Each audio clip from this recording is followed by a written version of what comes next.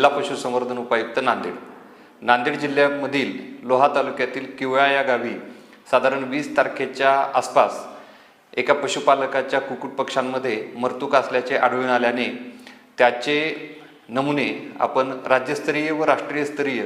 प्रयोगशाळेकडे निदानासाठी पाठवलेले होते। त्यामध्ये बर्ड फ्लूसाठी हे नमुने होकारार्थी आढळून आल्याचे दिसून आल्यानंतर आपण त्या गावामधील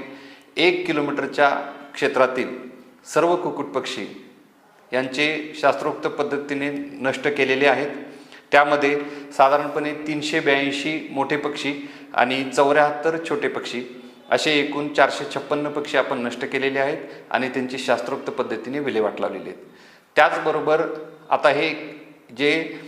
इन्फेक्टेड क्षेत्र आहे 1 किलोमीटरचे अंतराचं, त्याच्या पुढील 10 किलोमीटर अंतरापर्यंत आपण सतर्कता क्षेत्र घोषित केलेलं आहे आणि त्या क्षेत्रातील जितके कुक्कुट पक्षी आहेत तर त्यांचे नमुने आपण दर 15 दिवसाला पुढील 3 महिन्यापर्यंत ह्या प्रयोगशाळेकडे पाठवून त्यांचे निदान आपण घेणार आहोत। या पक्ष्यांमध्ये जर आपल्याला परत लक्षणे आढळून आली तर आपल्याला त्याचाही बंदोबस्त करता येतो। साधारणपणे बर्ड फ्लू हा रोग 2006 पासून महाराष्ट्रामध्ये दिसून आलेला आहे आणि तेव्हापासूनच एक स्टँडर्ड ऑपरेटिंग प्रोसिजर पशुसंवर्धन विभागाने हाती घेतलेली आहे आणि त्यानंतर आपण नियमितपणे कुक्कुट पक्ष्यांचे नमुने, मग ते आजारी असोत किंवा निरोगी असोत, तर त्या पक्ष्यांचे नमुने आपण घेऊन हे प्रयोगशाळेमध्ये सादर करीत असतो आणि त्यातूनच आपल्याला कुठे जर बर्ड फ्लू सदृश्य लक्षणे दिसून आली तर त्याचे निदान होते